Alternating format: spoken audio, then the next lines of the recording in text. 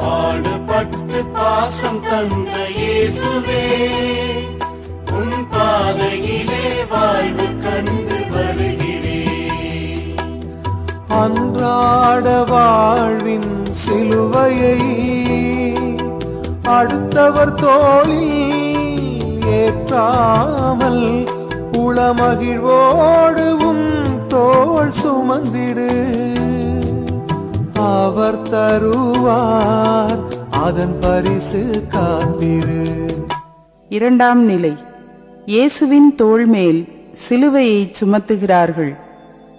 ரோமையருக்கு எழுதிய திருமுகம் 15ஆம் அதிகாரம், திருவசனங்கள் 1 முதல் 2 முடிய.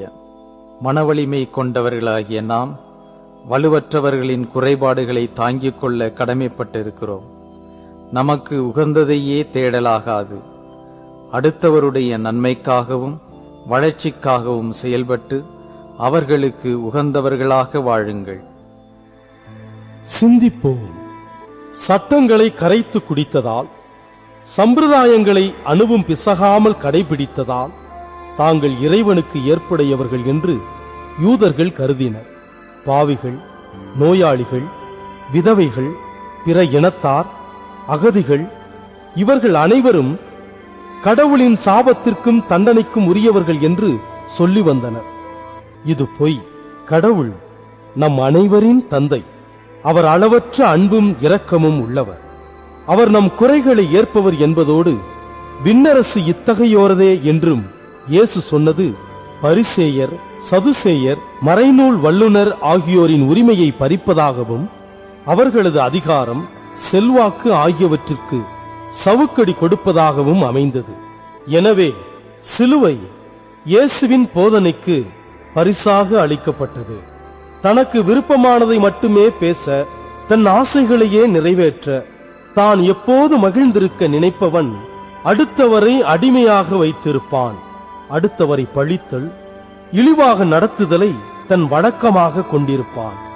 இப்படிப்பட்ட மனோபாவம் கொண்டவர்களால் தான் சமூகத்தில் சாதி சமய பிரிவினைகளும் பூசல்களும் அடாவடித்தனமும் அடக்குமுறையும் ஏற்படுகின்றன. அடுத்தவனை அழித்துத்தான் மனிதன் வாழ்வில் உயர முடியும் என்றால் இவ்வுலகம் விரைவில் மயானமாவதற்கு நாள்கள் வெகு தொலைவில் இல்லை. நம்மை பற்றி நாம் புரிந்து வைத்திருக்கிறோமா? நாம் எப்படிப்பட்டவர்கள்? மற்றவர் பற்றி நம் பேச்சுக்களும் நாம் பிறரை நடத்தும் விதமும் எப்படிப்பட்டவை? சுமைகளை சுமத்துபவையா, சுமைகளை இறக்குபவையா? ஜெபம்.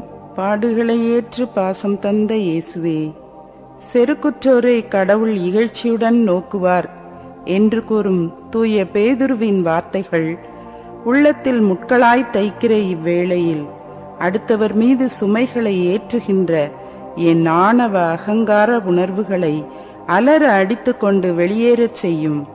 பிறரை மதிக்கும் சமநோக்கு உணர்வு என்னில் ஊற்றெடுக்கச் செய்யும். வலுவற்றவர்களை தாங்குகின்ற சுமை தாங்கியாக என் இதயத்தை மாற்றியருளும். ஆமேன்.